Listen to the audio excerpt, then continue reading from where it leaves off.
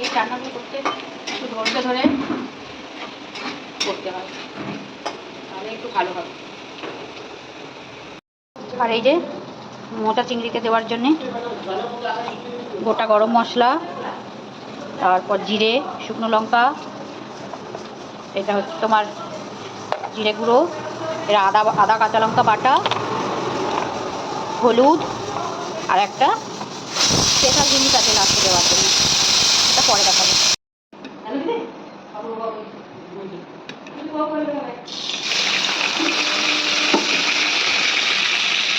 চিংড়িটাকে ভেজে নিই।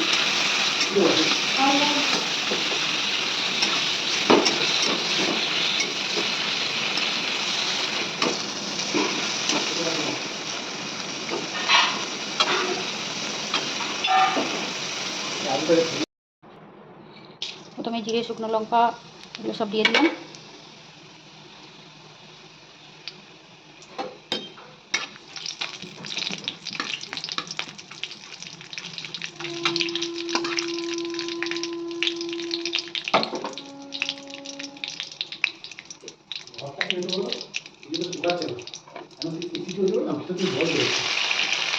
আদা কাঁচা লঙ্কা বাটা,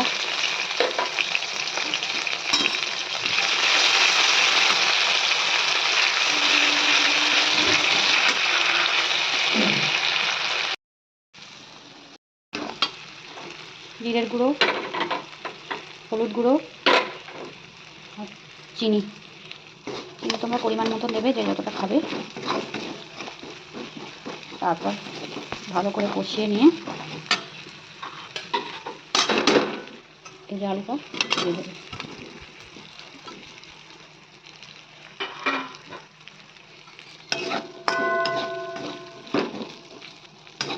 ভালো করে কষাতে হবে। এবার নুনটাও দিয়ে দেবো।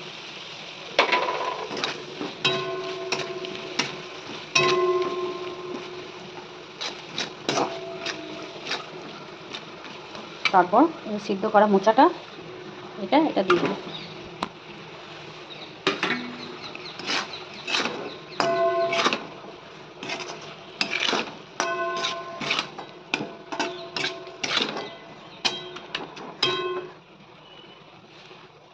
তারপরে এই যে চিংড়ি, এটাও দিয়ে দেবো।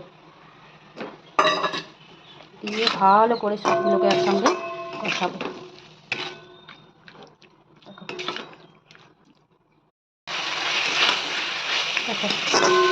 হয়েই এসেছে।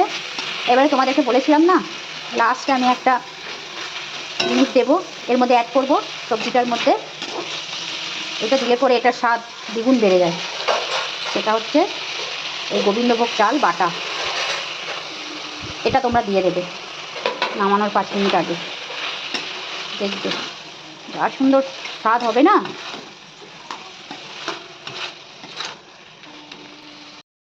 দেখো বন্ধুরা, রান্নাটা মোটামুটি হয়ে গেছে। এবারে এর মধ্যে এই গরম মশলাটা আর ঘি দেব। চলো তোমাদেরকে দেখাই। যে গরম মশলা আর এই ঘিটা অ্যাড করে দিলাম।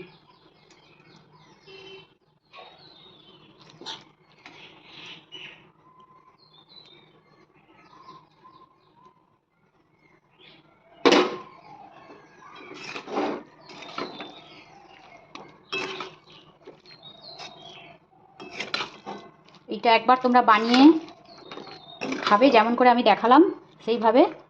খেয়ে তোমরা একটু রিভিউ দিও যে কেমন হয়েছে। ঠিক আছে? চলো, রান্নাটা হয়ে গেছে। আমি একটু মিলিয়ে দিই।